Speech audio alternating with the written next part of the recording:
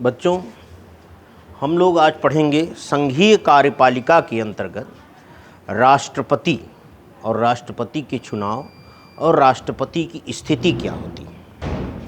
भारतीय संविधान में राष्ट्रपति की वही स्थिति है जो ब्रिटिश संविधान में सम्राट की। वह राष्ट्र का प्रधान है, कार्यपालिका का नहीं। वह राष्ट्र का प्रतिनिधित्व करता है, शासन का नहीं। वह साधारणतया मंत्रियों की सलाह मानने के लिए बाध्य होगा।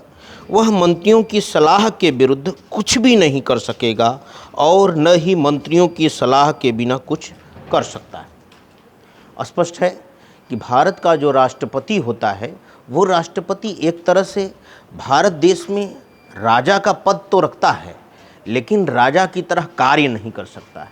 लोकतंत्र में जो राजा के कार्य हैं या राजा है, तो राजा में किसी एक व्यक्ति के अंदर या एक ही व्यक्ति में पूरी की पूरी शासन की सत्ता को नहीं सौंपा जाता है। इस कार्यपालिका में जो राष्ट्रपति होता है वो पूरे देश का प्रधान होता है। राष्ट्र के नाम से तो उसको चलता है पूरे देश में, लेकिन वो सारा कुछ उसके ऊपर डिपेंड नहीं रहता। वो संसद में और जो मंत्रिपरिषद है उसका मानने के लिए बाध्य है। मंत्रिपरिषद जो होती है वो जनता के बीच से चुने हुए लोग होते हैं। प्रधानमंत्री हो गए और उनके मंत्रिमंडल के सदस्य हो गए, ये डायरेक्ट चुने हुए प्रतिनिधि रहते हैं। लेकिन ये क्या है, अप्रत्यक्ष रूप से चुने हुए प्रतिनिधि। आज हम लोग इसी की चर्चा करेंगे कि राष्ट्रपति कैसे जो है अप्रत्यक्ष रूप से चुना जाता है। राष्ट्रपति की क्या स्थिति होती है। संविधान में भीमराव अम्बेडकर के द्वारा कि राष्ट्रपति संविधान के अनुसार जो है भारतीय संघ की कार्यपालिका के प्रधान जो होता है वो जो है कहलाता है राष्ट्रपति। राष्ट्रपति का निर्वाचन एक निर्वाचक मंडल के द्वारा होता है। इस निर्वाचक मंडल में संसद के दोनों सदनों के सदस्य और राज्य विधानसभाओं के निर्वाचित सदस्य सम्मिलित होते हैं। राष्ट्रपति जो होता है, राष्ट्रपति का जो चुनाव होता है, हम जिसको चुनते हैं वो उनको चुनता है। कैसे चुनता है? राष्ट्रपति का जो चुनाव होता है, जैसे एक सांसद होगा या विधायक होगा तो वो जाएगा फील्ड में या लोगों के बीच में, आम जनता के बीच में, जो भी 18 वर्ष की आयु पूरी कर चुके व्यक्ति हैं वो लोग उसको वोट करेंगे, यानी उनके पास जाकर के अपने चुनाव का प्रचार करेंगे। लेकिन जो भारत देश का राष्ट्रपति है उसको भी चुनाव प्रचार करने की आवश्यकता है, लेकिन वो चुनाव प्रचार कहाँ करेगा? जो लोकसभा है यानी संसद में लोकसभा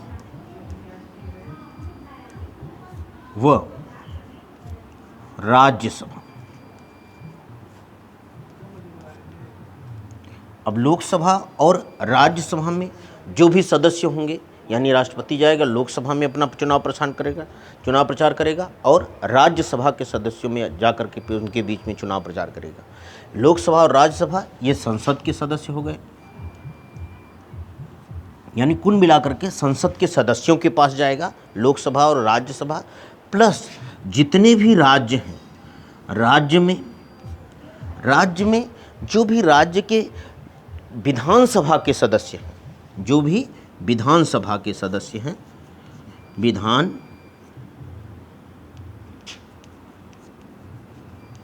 राज्यों की विधानसभा के जो भी सदस्य होते हैं वो सारे सदस्य, यानी कुल मिलाकर के ये सारे सदस्य जो है राष्ट्रपति के चुनाव में भाग लेते हैं। राष्ट्रपति के चुनाव में यानी इनके पास जाकर के वो प्रचार प्रसार करेंगे और वो राष्ट्रपति को चुनने के लिए उनको वोट करेंगे। लेकिन एक चीज़ और है, इसमें राष्ट्रपति के चुनाव में एक देखी जाती है वोटिंग वैल्यू कितनी है और एक वोट की कितनी वैल्यू है, यानी कितने जो है क्षेत्रों से, यानी कितने लोगों के बीच से वो करके चुन करके आया है।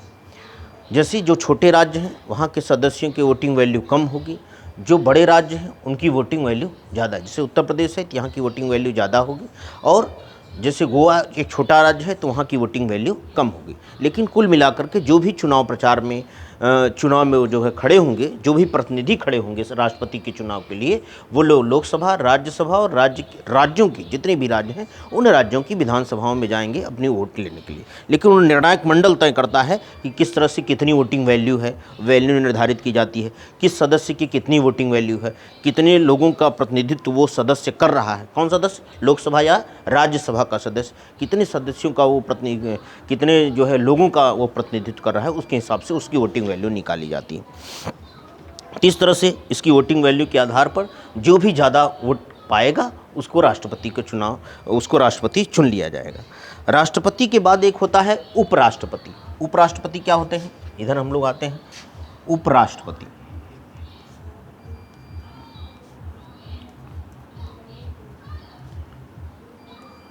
राष्ट्रपति अगर अनुपस्थित है या राष्ट्रपति की अनुपस्थिति में राष्ट्रपति किसी विदेश दौरे पे गए हैं, तो उस स्थिति में उपराष्ट्रपति के पूरे राज्य का जो है भार सौंप दिया जाता है।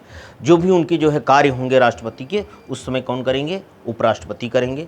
उपराष्ट्रपति के केवल इतना ही कार्य है कि वो राष्ट्रपति की अनुपस्थिति में राष्ट्रपति के कार्यों को उपराष्ट्रपति करता है। इसके अलावा वो क्या करता है संविधान में, क्योंकि उसके बाद अगर राष्ट्रपति आ गए तो राष्ट्रपति का पूरा पावर है, तो उसके अलावा क्या करेंगे, राज्यसभा के सभापतित्व का कार्य करता है।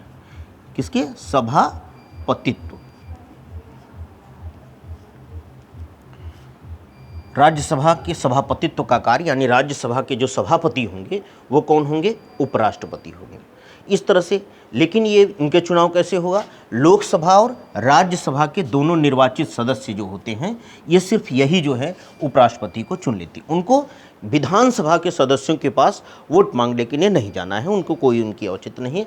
केवल लोकसभा और राज्यसभा के जो यानी संसद के जो सदस्य हैं वो उपराष्ट्रपति के चुनाव में भाग लेते हैं। इस तरह से लोकसभा में उपराष्ट्रपति और राष्ट्रपति का चुनाव हो जाता है। अब राष्ट्रपति पद की योग्यताएं क्या होती हैं, जिस तरह से जितने भी संसद के सदस्य होते हैं वही उनकी योग्यता है। केवल इसमें जो है कुछ अंतर है कि जैसे इसमें 35 वर्ष की आयु पूरी कर चुका व्यक्ति ही राष्ट्रपति या उपराष्ट्रपति के उसमें जो है पद में अपना जो है उम्मीदवारी दर्शा सकता है, अपनी दर्ज करा सकता है।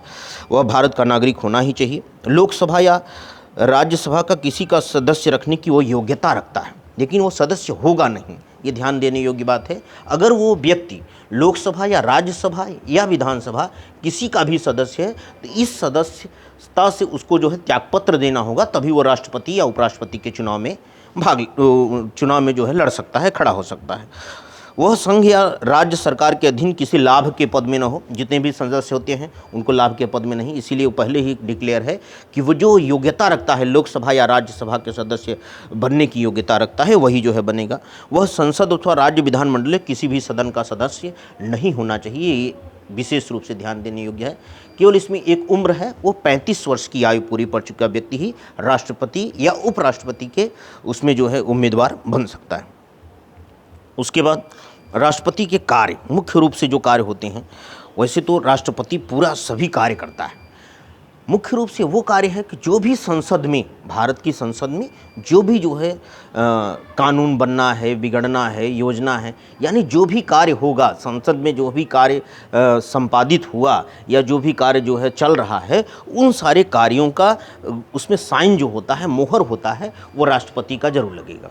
एक तरह से आम भाषा में कह सकते हैं कि जो हमारे घरों के सबसे बुजुर्ग व्यक्ति हैं उसको कहा जाएगा राष्ट्रपति। राष्ट्रपति पूरे देश का एक पहला व्यक्ति होता है।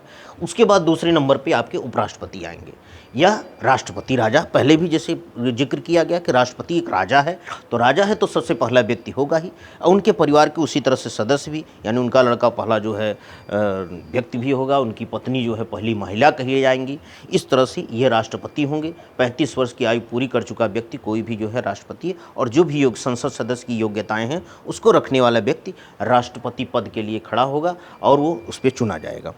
कार्य इनके जो है भारत देश के वर्तमान में ये भी जानना जरूरी है कि कौन है, रामनाथ कोविंद जी हैं, और उपराष्ट्रपति हमारे देश के अभी जो है जो श्री वेंकैया नायडू जी हैं।